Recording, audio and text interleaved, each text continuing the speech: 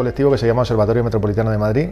Aunque el nombre parece muy institucional, es un colectivo pues completamente artesanal, o sea, de gente que no vive de eso, o sea, ninguno estamos en la academia, es más bien pues gente que milita, pues que trabaja en cooperativas. Yo trabajo en Traficantes de Sueños, que es una asociación, pero que en realidad es de régimen cooperativo, que tiene una librería en el barrio Lavapiés, una editorial, que es donde sacamos los libros, etcétera. Es decir, que esto señala un poco o indica el lugar del cual venimos, que es como pues redes de movimientos sociales, de colectivos autónomos, ligados en origen a los movimientos estudiantiles, a la ocupación, a la insumisión, digo en los años 90, y luego pasa por el movimiento global, y que bueno, que han ido evolucionando pues con las luchas en Internet, con el movimiento contra la guerra, y ahora pues también participan de toda la constelación de espacios del 15M. Algunos de los libros que publicamos, el observatorio tiene ya cerca de 10, de hecho el 10º lo hemos publicado la semana pasada, los tenéis aquí. Es una manera también de financiar el proyecto, o sea, pues financiar un poco las producciones que hacemos, que como vuelvo a decir, no hay ninguna institución por detrás que las avale, ¿vale?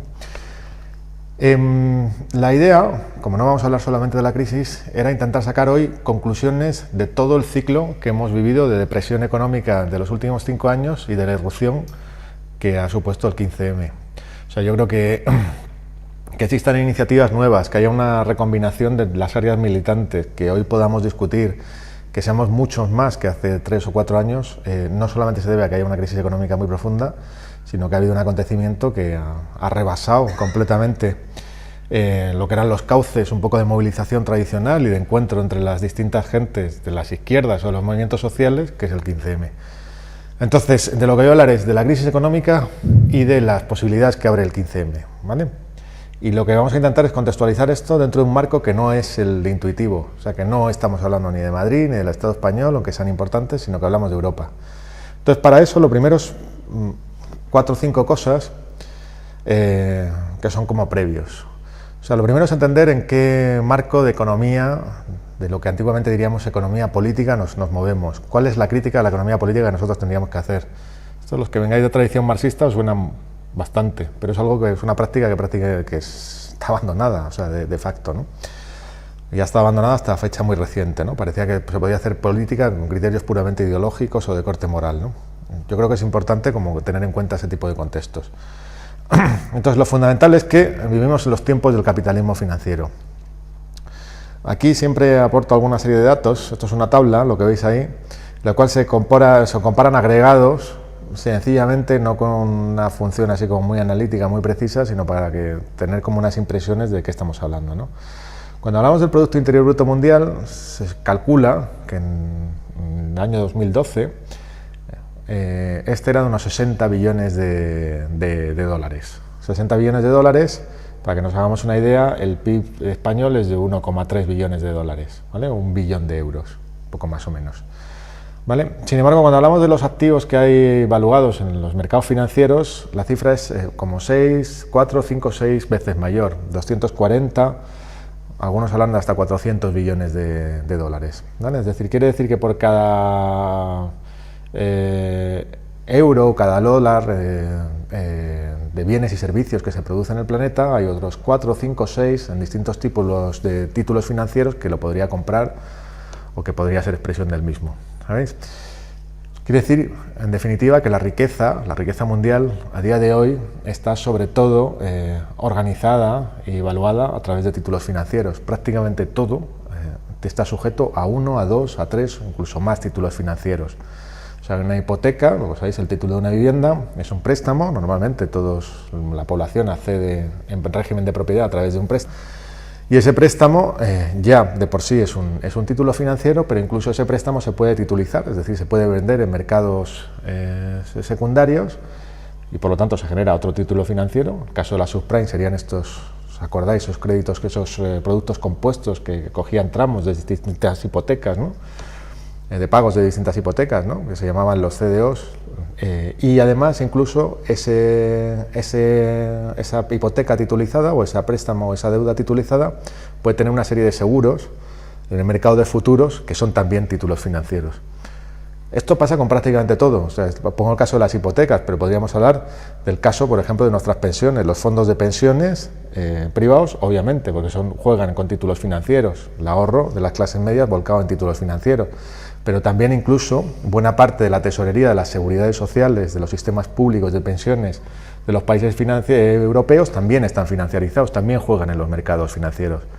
Prácticamente también podríamos hablar de los seguros de los seguros médicos, de los préstamos al estudio, en fin, del juego entre monedas o de los cambios, de los tipos de cambio entre monedas. Todos ellos están sujetos a distintas formas de financiarización, de las cosechas, los mercados de futuros, sobre las mercancías, sobre las cosechas, sobre el petróleo, etcétera, ¿no? ¿Se entiende esto, no? Más o menos, ¿no? Bueno, lo habéis oído ya, cada vez es más común. Por ejemplo, solamente el mercado de derivados, el mercado de futuros, sobre todo, se considera que es de 45 billones de dólares, que es 3 veces más que el Producto Interior Bruto de Estados Unidos. Incluso lo que tienen en cartera las 10 principales gestoras financieras del planeta, que no son del todo conocidas, o sea, hay algunos nombres conocidos, por ejemplo, creo que está Allianz, creo que está la división Deutsche Bank, pero la más importante de ellas es BlackRock, gestionan hasta 16 billones de dólares. Quiere decir que podrían comprar todas ellas la producción de bienes y servicios anual de Estados Unidos, ¿vale? Esta, que os decía que era la principal, tiene más títulos financieros que, por ejemplo, el Producto Interior Bruto de Alemania. Incluso el Banco Santander, los activos que dice tener, no solamente activos financieros, sino también físicos, inmobiliarios, etcétera, son superiores al Producto Interior Bruto de España. ¿Esto qué quiere decir? Que el grado de concentración del poder dinero a día de hoy, a través de estas vías financieras, es muchísimo mayor de lo que haya sido en cualquier otra época anterior. O sea, ya no... Antes se decía, pues, por ejemplo, en los años 50, 60, que lo que era bueno para la General Motors, la industria de Ford, era bueno para Estados Unidos. A día de hoy tendremos que decir que lo que es bueno para las grandes financieras es lo que va a imponerse en cualquier región del planeta, incluida la europea. La cuestión es por qué hemos llegado a esto y por qué probablemente no podamos salir de este sistema de corte financiero, ¿vale? Normalmente cuando se habla del capitalismo se viene a decir que este es un movimiento cíclico, o sea que funciona con crecidas y con fases de crecimiento y fases de depresión o de crecimiento relativamente más bajo, ¿no? Estos ciclos económicos o de acumulación fueron estudiados por distintos economistas. Ahí tenéis una serie más o menos desde los principios de la primera revolución industrial en Inglaterra hasta el momento actual, ¿vale? Estos ciclos suelen estar asociados a determinadas industrias, movimientos industriales, revoluciones industriales, pues por ejemplo en la primera revolución industrial, pues industria textil, la primera industria del hierro, la segunda el acero, los ferrocarriles, en la tercera la electricidad, la industria química, en la cuarta la petroquímica, los automóviles, que es la de los años 50 o 60, prácticamente toda la periferia de Madrid es consecuencia precisamente de ese ciclo industrial, del automóvil, de los electrodomésticos, de las líneas blancas, ¿no? Todos los procesos de movilización que acaban o tumban el franquismo están orientados por esa clase obrera que se forma ahí, ¿no? La cuestión es que a estos ciclos normalmente les sigue un proceso de depresión que tiene que ver con distintas causas, pero en términos económicos vendría a ser que esas industrias se vuelven maduras y cada vez producen menos beneficio. Al producir menos beneficio, hasta que no son sustituidas por otras industrias nuevas, emergentes, que producen rentas de innovación mayor, pues se produce una fase depresiva. Digamos que nosotros estamos en la caída larga del viejo ciclo que venía representado por las industrias petroquímicas, del automóvil, etcétera, y que las nuevas industrias que deberían haber sustituido a ese ciclo no están siendo tan rentables como en principio se suponía. ¿Esas industrias qué son? Son las industrias que tienen que ver con el conocimiento, básicamente. Pues, por ejemplo, tendría que ser pues, con el software, las industrias digitales, los nuevos medios, también las industrias de la vida, todo lo que tiene que ver con la genética, la industria biofarmacéutica, etcétera, tal cual. El problema de todas ellas es que no están consiguiendo generar las tasas de rentabilidad como para impulsar un ciclo de crecimiento tan masivo como fue el anterior, el del automóvil, la industria petroquímica, etcétera. Y las razones de ellas son muy complejas. Pero lo que importa tener en cuenta aquí no es tanto cuáles son esas razones, que luego si queréis en el debate entramos, sino como que no está muy claro cuál va a ser el horizonte de crecimiento para el conjunto del planeta en el corto o medio plazo. ¿Qué quiere decir esto para cuando se habla del caso español? Quiere decir lo siguiente. El caso español es un caso absolutamente exitoso dentro del marco de la globalización financiera. Digamos que el resultado de la última crisis del automóvil fue que los capitales que antes estaban buscando beneficio a través de ciclos industriales se empezaron a colocar en mercados financieros y empezaron a generar beneficios a través de, primero, con la especulación con los préstamos, los tipos de cambio entre las monedas. Por ejemplo, la crisis de la deuda de los años 80 de América Latina está relacionada con eso. Los ciclos bursátiles que, por ejemplo, se dan en el caso pues de las .com estadounidenses a finales de los 2000, el primer ciclo inmobiliario español cuando entra en la Unión Europea, en la Comunidad Económica Europea del 85 al 90, que acaba con los fastos del 92, etcétera, ¿no? Bien, pues eso es el resultado de la financiarización. Pero volviendo al caso español, ¿qué significa para esto? Como os decía, el caso español es un caso de éxito dentro de la globalización financiera. Durante el año 97 y el 2005 y el 2007, España crece más que cualquiera de los grandes países de la Unión Europea. O sea, España está creciendo a tasas del 3,5-4%. Puede parecer muy poco para un país maduro, pero son tasas gigantescas. O sea, Italia prácticamente no crece. La economía alemana está creciendo al 1%, la francesa al 2%, la de Reino Unido no llega al 2%. En fin, tasas anuales. Estados Unidos crece un poquito más, pero crece menos que la economía española. ¿Por qué crece la economía española tanto? Pues crece básicamente porque es capaz de captar un montón de capitales que hay fuera que van a parar a su mercado inmobiliario, que es el más rentable de todo el planeta. Es decir, aquí la vivienda y el suelo estaba creciendo a un ritmo del 15 al 20% anual durante esos años. Y eso permitía captar una gran cantidad de flujos monetarios internacionales que a través de los sistemas de préstamo eran utilizados por las cajas de ahorros para luego lanzarlo a los promotores, a las hipotecas, etcétera, tal cual. O sea, la burbuja inmobiliaria española era una burbuja inmobiliaria global. Y eso generaba toda una serie de efectos económicos de riqueza que se manifestaban en todos los ámbitos. El primero de ellos no solamente que había inversión extranjera y inversión local sobre la vivienda, sino sobre todo que aunque el crecimiento de los salarios prácticamente estuvo estancado durante estos años, la gente tenía acceso al consumo porque tenía un bien patrimonial que era la vivienda que le permitiría acceder al crédito de una forma que antes no podía. Y a la vez también obtener determinadas plusvalías inmobiliarias durante el propio proceso. ¿Se entiende esto más o menos? O sea, lo que quiero decir es que España ha crecido por una vía nueva, que es una vía de corte financiero, centrada en su mercado inmobiliario, y que eso le ha permitido crecer muy rápidamente durante esos años, muy rápidamente para lo que es un país europeo. Eso quiebra. Y ahora a España se le dice, ustedes tienen que ser competitivos en el mercado internacional. ¿Con qué? Con todas esas industrias de nuevas tecnologías, de alta tecnología, que se supone que son las que deberían enfocar el crecimiento. Lo que os vengo a decir es que es prácticamente inviable. Primero porque esas industrias no están generando las rentabilidades que se suponía. Ninguno de los países industriales maduros está creciendo rápidamente gracias a ellos. De hecho, como sabéis, lo que hay es un proceso de deslocalización industrial fuerte, hacia Extremo Oriente, los países del Oriente Asiático, también del sur de Asia, es decir, China y el subcontinente indio y el sudeste asiático, que son a día de hoy los grandes talleres del planeta, mientras que en los países occidentales quedan algunas partes pues, del diseño industrial, de diseño también de mercancías, diseño cultural, marketing, etcétera, determinadas industrias pues, a la vez pues, de alto valor añadido, etcétera. Pero no hay ningún proceso como de crecimiento como el que fue ligado a la industria del automóvil en los años 50, 60, o ligado, por ejemplo, a lo que fue la construcción del ferrocarril en los años centrales del siglo XIX. ¿Vale? No hay nada de eso. Entonces es muy difícil que España vaya a ser competitiva. De hecho, ya ha explorado su propia vía de crecimiento, que es a través de esta especialización en un mercado, que es sobre todo un mercado inmobiliario, que es un mercado financiero, que es el mercado inmobiliario. ¿Vale? Todas las lógicas de recuperación de la economía española, las políticas públicas están volcadas a generar de nuevo la masa de activos financieros inmobiliarios, como es la Sareb, y los nuevos sujetos que luego permitirán relanzar un ciclo inmobiliario a posteriori. No hay, y eso es lo que quiero que quede claro, no hay perspectiva de una salida económica a medio plazo que no pase nada más que por una repetición probablemente más cutre y más moderada de lo que ya hemos conocido. ¿Vale? Por eso se desinvierte en todo lo que es conocimiento, universidad, etcétera. No importa. Se sabe que son juegos a pérdida. Y además se sabe en todos los países europeos. ¿No? ¿Se entiende?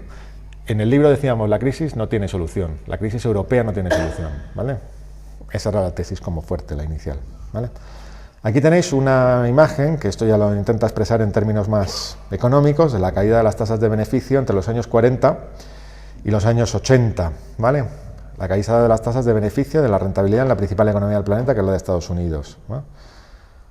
Aquí tenéis cómo, por ejemplo, los beneficios basados en las manufacturas, en las industrias de producción, convencionales, pues, de bienes industriales, disminuyen también en Estados Unidos desde los años 50 hasta los 2000. ¿Y cómo crecen los de beneficios financieros? Que veis que tienen un crecimiento mayor, incluso llegan a superar a los industriales. De hecho, se suponía que en el 2007 el 60% de los beneficios empresariales en Estados Unidos, en la economía estadounidense, provenían por vías financieras, no por vía de la producción de bienes y servicios. En el caso europeo sería una cifra más o menos similar, ¿vale? Incluso las grandes corporaciones industriales a día de hoy obtienen buena parte de sus beneficios por vías financieras, no por la vía de la producción de sus bienes. La Volkswagen tiene líneas de leasing, tiene capacidad de generar movimientos, por ejemplo, de compraventa de sus acciones y de generación de títulos financieros para generar beneficios a corto o a medio plazo, que son tan importantes como las propias líneas de producción industrial, ¿vale? O sea, estas son cosas importantes, ¿no? Bien, si consideramos, os voy a poner un pequeño esquema de cómo se ha traducido esto en la crisis europea actual, ¿vale?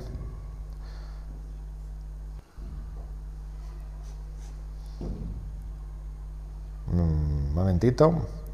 Bien. El problema de estas vías de crecimiento financiero es que son muy inestables. O sea, llega un momento que quiebran por distintas razones, ¿vale? Quiebran porque tú no puedes estar generando una expansión indefinida de la masa de activos financieros y de la capacidad de absorción de liquidez o de creación de liquidez que permita que eso siga creciendo. En el caso español o en el caso estadounidense tenéis un ejemplo claro. Se genera toda una burbuja inmobiliaria, hipotecaria, etcétera, que lo que hace es captar cantidades gigantescas de ahorro interno y también externo. Pero llega un momento que los precios de la vivienda son tan altos y los costes de entrada en el mercado hipotecario también tan altos que la gente no puede endeudarse más y empieza a dejar de comprar o empieza a verse con dificultades para pagar las letras hipotecarias. Y en ese momento pues lo que hacen es dejar de pagar o dejar de comprar, sobre todo, en principio, antes que dejar de pagar, y por lo tanto los precios tienden primero a estabilizarse y luego a caer. El problema es que cuando los precios se estabilizan y luego caen, como todo el circuito financiero estaba basado sobre ellos, pues empiezan a producirse todas esas quiebras que conocéis a partir de 2007, 2008, los gigantes de inversión estadounidenses, Lehman Brothers, Bernard Stern, la aseguradora IG, etcétera, que eso es lo que produce el colapso del sistema financiero, ¿no? Ese colapso también afecta a los bancos europeos, que estaban metidos también en todo el negocio financiero que se había generado a través de los mercados inmobiliarios. Y lo que hacen en ese momento es pedir un recurso, una serie de ayudas al propio Estado. Los Estados europeos lanzan, como conocéis, toda una serie de programas de compra de activos inmobiliarios de distinto tipo, de activos bancarios, para inyectar liquidez sobre los bancos, ¿no? Y a la vez los estados, para mantener la actividad económica, se empiezan a endeudar, ¿no? Lo que vemos es que una crisis bancaria que había empezado como una crisis financiera se convierte en una crisis económica y luego posteriormente en una crisis de deuda pública. En el caso europeo esto es importante de verlo, porque la crisis que nosotros conocemos ahora no es más que un resultado, una derivada de la crisis bancaria, pero no es una crisis que tenga su raíz en un problema intrínseco de las economías públicas, ¿vale? Los estados, como decían, a partir de 2007-2008 lanzan los programas de compra de activos tóxicos a los bancos, de inyecciones de liquidez, etcétera, y también toda una serie de programas de estímulo del gasto público para mantener la actividad económica. Se endeudan. Y los estados, los bancos, justamente, como no pueden ya invertir en un mercado inmobiliario que está depresionado o en un mercado bursátil que también está depresionado, lo que hacen es invertir en deuda pública. La deuda pública tiene un problema, y es que es un valor muy seguro, porque un Estado es muy difícil que deje de pagar, pero muy poco rentable. Ahora bien, entre 2009 y 2010 y 2012-2013 se ha conseguido que la deuda pública se convierta en un gran negocio para los propios bancos, generando realmente una operación encubierta de rescate bancario aún más importante que las inyecciones directas por parte de los bancos. Esto es lo que se refleja ahí. O sea, lo que veis es que los grandes bancos, que son el agujero del problema, piden liquidez. Y esa liquidez la van a encontrar a través del Banco Central Europeo, que va a estar prestándoles a unos tipos de interés del 1,5%. A su vez, compraban bonos de deuda pública de los estados. Pero como los estados estaban pagando unos tipos de interés relativamente bajos, el modo de presionar a los estados y de generar precisamente dudas sobre su solvencia es a través de generar desconfianza sobre su capacidad de pago. Y esto es lo que se han empleado unas empresas claramente solidarias con los grandes bancos, que son las agencias de rating, las agencias de evaluación de riesgos. Saben las que son, ¿no? Es un oligopolio. Se trata de 3 empresas, Fitch, Moody's y Standard & Poor's, que durante estos años han estado rebajando constantemente la nota crediticia de los propios estados y por lo tanto generando desconfianza sobre su capacidad de pago. ¿Qué es lo que han conseguido con eso? Que son las famosas subidas de la prima de riesgo en los mercados de derivados. Lo que han conseguido con eso es precisamente que los estados, en vez de pagar un interés del 3%, que era lo que estaban pagando en 2007, sobre todo los estados periféricos, estén pagando a día de hoy intereses del 5, el 6, el 7, el 8, 12, incluso 15, 20, 30 y 40% en el caso de los mercados secundarios de los bonos de deuda griegos. Imaginaros el negocio rentable que es eso. El Banco Central Europeo te da dinero al 1%, tú compras bonos al 6, 7, 8, 10%, con una rentabilidad que simplemente tenéis que hacer la resta, y además los grandes bancos, en garantía de la liquidez, las líneas de liquidez que le había prestado el Banco Central Europeo, ponen los propios bonos como garantía de pago al propio Banco Central Europeo. ¿Por qué sucede esto? Cuando el Banco Central Europeo podía comprar directamente los bonos de los estados o prestar directamente a los estados al 1%. Pues bueno, eso sucede porque la arquitectura europea está diseñada básicamente en pro de los intereses financieros. Y su gendarme realmente es el Estado alemán. O sea, no es que el Estado alemán tenga intereses propios. El Estado alemán es sobre todo el gendarme de los grandes intereses financieros europeos. Es el articulador. En términos antiguos diríamos su brazo político, el brazo armado, ¿vale? Por supuesto, hay diferencias entre los intereses de los distintos estados dentro de la Unión Europea, cuestiones que hablaremos más adelante. Lo que quiero decir básicamente es que la arquitectura de la Unión Europea está diseñada precisamente para que este capitalismo financiero funcione sin muchos roces, sin muchas fricciones. ¿Se entiende, no? Lo curioso de todo esto es que cuando tú deprimes las economías públicas, que son las únicas que podían servir como motor de activación económica cuando realmente esas economías no pueden exportar o no pueden exportar mucho y no pueden generar demanda interna, la gente no puede consumir más. Si el Estado público, el Estado lo oprimes, lo golpeas, consideras que el sector público no puede expandirse, lo que sucede es que las economías entran en una depresión irreversible. Por eso la forma de la crisis en la Unión Europea ha tenido esa forma de W. Es decir, ha habido una primera depresión, se salva con el gasto público, se implican las políticas de austeridad, volvemos a una segunda depresión, de la que se supone que vamos a salir ahora, y luego veremos cómo es esa salida. Dicho de una manera como muy clara, entre salvar a los bancos y salvar a las poblaciones, se ha decidido salvar a los bancos. Lo que se ha puesto también en crisis, o lo que se ha perdido, la presa que también se pierde, es el crecimiento económico. Es contradictorio para una economía capitalista. Si tú aplicas políticas de austeridad, produces depresión económica. Primero los países periféricos y luego los de centro, que son los que al fin y al cabo tienen que exportar a los países periféricos para que sus economías se mantengan. Si tú generas decrecimiento o depresión económica en pro de precisamente mantener la solvencia de los bancos y de tu sistema financiero, lo que haces es destruir precisamente la capacidad de una salida articulada, consistente de la propia crisis. Este es el cul-de-sac o el callejón sin salida para el que parece que está metido el capitalismo europeo. Dicho de otro modo, en los próximos años probablemente lo único que veamos es un crecimiento o bien lento, pequeño, moderado, o bien con subidas y bajadas tal y como las que hemos visto durante estos 2-3 años. Entramos en una década larga, por lo tanto, de estancamiento económico.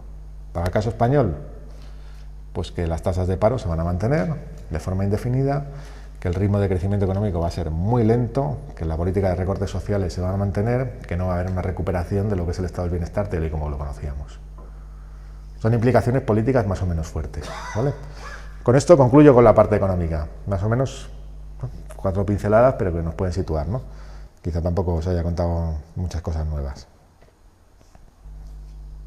Y volvemos a lo que estaba contándoos antes. Bien. Vale. Por lo tanto, es muy improbable que vaya a haber un crecimiento económico. La alternativa que os ponía aquí era más o menos eso. Para las poblaciones de estos países, principalmente para las poblaciones periféricas, de los países de la Europa periférica, el sur de Europa, también el este, que no lo consideramos nunca, no lo tenemos en cuenta, pero que es fundamental también hablar de él, es o bien se acepta la involución social y política, con todas las consecuencias que ello supone, o bien se opta por un cambio radical de los ordenamientos institucionales que acaban o empiezan por el poder político. ¿Por qué el poder político? Porque el gobierno de la crisis y lo que produce la crisis es precisamente un gobierno, es una decisión política, no es un problema económico, natural. O sea, se ha optado en términos políticos a quién y qué sectores de actividad económica se rescataban y cuáles no. Y se ha decidido que la economía real, productiva, de pymes, etcétera, la población convencional, las economías públicas se sacrificaban en aras de la economía financiera. Se ha decidido. Igualmente se ha decidido que las economías de los países centrales y las grandes multinacionales iban a ir por encima de lo que puede ser pues, las economías del bien público, de los bienes públicos, las economías públicas, las economías más ligadas a los sectores sociales, etcétera, ¿no? O sea que las decisiones son de orden político. Esto es, en cierta manera, esta opción, que se expresa así, es lo que produce a partir de 2011, justo un año después de que se están aplicando las políticas de austeridad, y después también de lo que es el primer estallido de lo que sería la orilla sur de Europa, que al fin y al cabo son los países del Magreb y del Marrec, es decir, pues los países de Marruecos, Túnez, Egipto, Libia, son países que económicamente están integrados en la Unión Europea, no son una frontera externa, son parte de nuestra área económica, si queréis, pues lo sabéis, son fuentes de reservorios de fuerza de trabajo, son el espacio donde tenemos la mayor parte de las materias primas de orden energético, están ahí externalizadas buena parte de lo que sería el tejido industrial europeo, etcétera. Bien, pues lo que se produce es precisamente esos estallidos sociales que son, por un lado, la primavera árabe y luego el movimiento de las plazas en el sur de Europa. La Yerasá Barrasca en Portugal, el 15M español, el movimiento de las plazas Sintagma en Grecia. Lo que está produciendo entonces es, por un lado, una crisis económica y, por otro lado, una crisis política. Y esa crisis política se está traduciendo en una crisis de los regímenes institucionales que habían integrado a estos países dentro de la Unión Europea. Lo curioso es que esa crisis política no solamente empieza y acaba en los países del sur, sino que apunta precisamente al verdadero gobierno político de la crisis, que es, al fin y al cabo, la Unión Europea, ¿vale? Y esto es la cuestión, no me entro aquí a hablaros del 68, ni de este tipo de cuestiones, etc. Convendría decir que lo que levanta el 15M son una serie de cuestiones y de debilidades que el régimen político español había estado ocultando o había estado maquillando desde sus propios orígenes, ¿vale? O sea, lo que muestra el 15M es básicamente que el régimen político español no es una democracia. En el libro se hace todo un argumentario, toda una trayectoria de por qué España no es una democracia y por qué a la vez hay elementos democráticos en el régimen político español. Para eso se hace un análisis de la transición. Pero fijaros bien que lo que quiebra en el 15M son fundamentalmente los 3 grandes aparatos de representación que componen la oligarquía política, la clase política del país. Por un lado, quiebra de forma ya definitiva el sistema de partidos, el bipartidismo, o sea, se reconoce claramente como un apaño de carácter parecido a lo que fue la primera restauración, la restauración canovista, en la cual pues, los sistemas partidos, el bipartidismo está anclado pues, en toda una serie de leyes de carácter pues, no proporcional, que está basado en una connivencia clara con las élites económicas, que realmente nos encontramos que el grado de transparencia interna es nulo, que el grado de democracia interna es nulo, etcétera. Bueno, todo lo que ya conocéis, ¿no? Por otro lado, lo que quiebra es los grandes aparatos de producción de opinión pública, que son los grandes medios de prensa, los grandes medios de comunicación. Es decir, el 15M lo que expresa es un rebasamiento de los mismos. De hecho, a partir de ese momento, lo que se genera es una escena de carácter posmediático, por decirlo así, en donde las redes sociales pues juegan en competencia con la capacidad de generar opinión de los grandes medios de comunicación y en muchos casos las rebasan y producen una escena, una agenda política completamente nueva. Y eso es otro fenómeno curioso. Por otra parte, y esto también es otra cuestión importante, es que los grandes aparatos de representación sindical tampoco son reconocidos como aparatos de representación de lo que serían las fuerzas sociales, las fuerzas de trabajo en sentido amplio y no minoritario. Y esto por varias razones, unas que tienen que ver con la propia corrupción, la propia degeneración de estos aparatos y otras que tienen que ver básicamente con los cambios productivos que se han producido en el país. Y es que la mayor parte de la fuerza de trabajo no está organizada en grandes centros, por lo tanto no se reconoce, es absolutamente móvil en sus trayectorias laborales, es decir, con periodos de discontinuidad grandes y además está en sectores que tradicionalmente no han sido fáciles de sindicar, por lo tanto no tiene representación en los mismos, ¿no? Eso por una parte. Por otra parte, el gran pilar de lo que había sido el régimen, la paz social durante estos años, que son las clases medias, quiebra. Quiebra evidentemente un espejismo. No quiere decir que la sociedad española había sido una sociedad de clases medias. En 2007, cuando te miraba la estructura salarial, veías que realmente en la sociedad española el 40-45% de la población era 1000-eurista. De hecho, era 800-eurista. Que la clase media real, la que pasaba, digamos, los 1.500 euros netos al mes, realmente era un sector de la población que no alcanzaba el 40%. Y sin embargo, la mayor parte de la población se reconocía como de clase media. Ahí hay varias razones, pero una de ellas muy importante es que precisamente tiene que ver con ese modelo económico que comentábamos antes, que es el hecho de que buena parte de esa población era propietaria de vivienda. Y eso es un fenómeno que genera el franquismo y que luego continúa en los gobiernos de la democracia, que permite cierta sensación de desproletarización, de que tienes un patrimonio, de que puedes transmitir, etc. Y luego además los ciclos inmobiliarios, especialmente el último, habían generado, aunque los salarios estuviesen completamente deprimidos, una capacidad de compra que no estaba ligada al salario, sino que estaba ligada a los precios de la vivienda y al acceso al crédito. Un dato simple, o sea, del 95 al 2007, el crédito hipotecario en español se multiplica por 11 veces.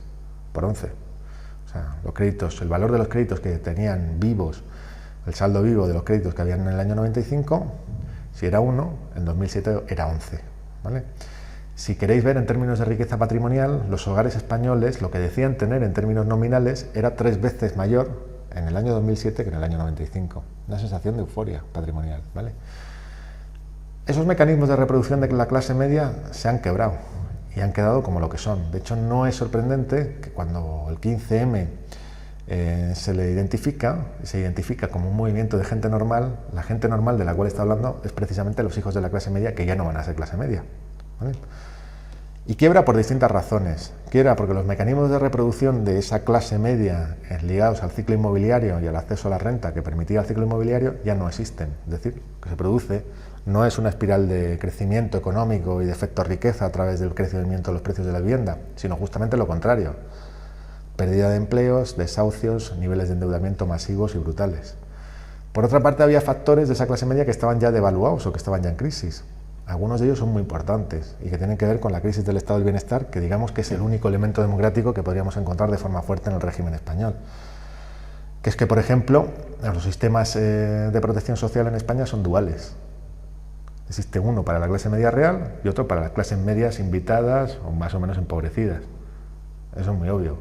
Es decir, existe un sistema de educación pública que en algunos casos pues es para sectores propiamente de clase media, pero que por ejemplo la periferia de Madrid está especializado básicamente en la población de menores recursos, más conflictiva, más vulnerable, pues evidentemente con menos recursos culturales y además que concentran las mayores tasas de abandono escolar, no porque estén mal dotados, sino sencillamente porque tienes un régimen protegido y subvencionado por parte del Estado, que es la educación subvencionada, donde ahí se meten las clases medias que realmente lo son, que tienen criterios de exclusión claros, ¿no? En el caso de la salud nos encontramos otro tanto de lo mismo, aunque no está tan claro. O sea, el sistema público de salud español hasta hace poco era muy eficiente y relativamente barato, o sea, era un logro. Sin embargo, para las clases medias existía algo muy extraño, que es que, por ejemplo, tenían seguros públicos, seguros privados muy baratos, precisamente por el apoyo fiscal y político a las aseguradoras sanitarias españolas. Entre ellas, básicamente, porque buena parte de los funcionarios tienen precisamente esos seguros médicos privados. Y otro tanto incluso nos encontraríamos con los fondos de pensiones progresivamente privatizados para las clases medias a través de la subvención fiscal a los sistemas privados, a los fondos de pensiones, no a las pensiones públicas, ¿no? O sea que por lo tanto ya había habido una crisis de las clases medias. También la había habido en términos de reproducción de lo que es social por la vía de los estudios. O sea, porque buena parte de los títulos que ahora se supone que eran hijos de la clase media pierden cada vez más valor, incluso aquellos que estaban muy prestigiados. Estudiar una carrera de arquitectura, carrera de élite totalmente, a día de hoy no te garantiza que tú vayas a tener una posición social en absoluto. Puedes acabar siendo un empleado precario en un estudio o trabajando en cualquier otra cosa, ¿vale? Por lo tanto, esa crisis ya se había producido, ¿no? Bien. ¿Qué es lo que sucede? Y ya voy a ir terminando, para no liarme más. Bien. O sea, lo que yo creo que muestra el 15M es que la degeneración del régimen político español es insuperable, es decir, no es remontable. O sea, puede haber un cierre de la situación política, pueden reconstruirse nuevos actores políticos, puede recomponerse el sistema de partidos, pero las líneas de crisis fuerte no tienen solución con el actual ordenamiento institucional. O hay un cambio constitucional fuerte, o realmente lo que tenderán es a degenerar, de forma que ya veremos, dando lugar a expresiones políticas probablemente mucho menos progresivas que las que hemos conocido con el 15M. En esos términos, y teniendo en cuenta que la crisis económica no tiene una solución fácil, la única solución, precisamente, es que estos movimientos políticos se afronten o se construyan precisamente como movimientos por un cambio completo del ordenamiento institucional. Lo que supone es sustitución de élites y cambio radical de las reglas del juego, entre ellas democratización radical de las instituciones del Estado. Es lo que antiguamente llamaríamos una revolución democrática, no una revolución comunista, pero sí con elementos nuevos, pues de reparto de la riqueza a través de redistribución fiscal, de reparto de la renta a través de medidas como la renta básica, de evidentemente desmontaje de todo lo que son el aparato del Estado como mecanismo de circulación con las élites económicas, y por lo tanto reconocimiento que los bienes públicos son bienes comunes de todos y por lo tanto son inalienables, como eran los antiguos bienes comunes, no se pueden privatizar.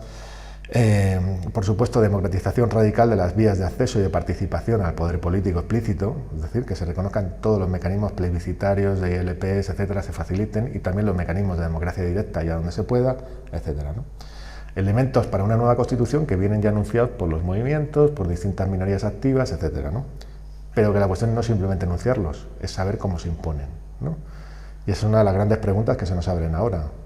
Pues para el propio Frente Cívico, se supone que organiza, pues no se supone que organiza la charla, obviamente, pues la cuestión es cómo se impone eso, es decir, cómo se genera esa relación de fuerzas que permita ese cambio constitucional. Y eso supongo que es una pregunta que la tienen todos los grupos, minorías que estén presentes ahora. La otra gran cuestión es que para que esto funcione, y esto aumenta aún más la complejidad, no se puede pensar solamente a escala de un Estado. O sea, es decir, se tiene que producir por lo menos en 2 o 3 o 4 estados de la Unión Europea. En realidad el ciclo que se ha abierto es un ciclo como el que se abrió en los años 90 en América Latina. Ciclo que, por ejemplo, podríamos dar por iniciado con 2 procesos, o sea, por un lado el movimiento zapatista en el año 94 y el Caracazo en Venezuela en el año 98, que además es correlativo a toda una serie de insurrecciones urbanas, y que con distintos momentos y procesos irá produciendo cambios constitucionales y cambios políticos en buena parte de los países americanos, incluido incluso la propia Colombia, o sea, donde hubo el movimiento de la séptima papeleta, de cambio constitucional, etc. Lo que se abre ahora mismo, lo que se ha abierto en la Unión Europea es un proceso, un ciclo parecido, y es un ciclo largo, no es un ciclo corto, es un ciclo que vemos que en el caso español, teniendo en cuenta pues, el grado de despolitización, de euforia, de años felices que se han dado durante todo este tiempo, no se puede recuperar en cuestión de 2 o 3 años. Eso es lo que yo creo que nos hemos despertado. O sea, que por un lado nos hemos ilusionado, hemos visto que el 15M habría una posibilidad política completamente nueva, inédita, y por otra parte hay que organizar ese cambio social que ya se había producido de facto a nivel cultural, a nivel de calle, a nivel molecular, a nivel de capilar de nuestras relaciones. Pues tenía que madurar, tenía que profundizarse y luego tenía que tener una expresión política que fuese eficaz. Y en eso es en lo que estamos. La cuestión es que eso tiene que ser en paralelo con procesos parecidos como los que hemos visto en Grecia, fenómeno tipo Syriza, o los fenómenos como se pueden ver en Italia o en Portugal, que tienen que ver cómo se decantan. Fenómenos a veces que no necesariamente nos podemos reconocer en ellos de forma clara, como es el movimiento de 5 estrellas de Beppe Grillo en Italia, ¿no? Si queréis, lo dejamos aquí, ¿no? Porque no se trata tampoco de que eche más chapa. ¿Sí?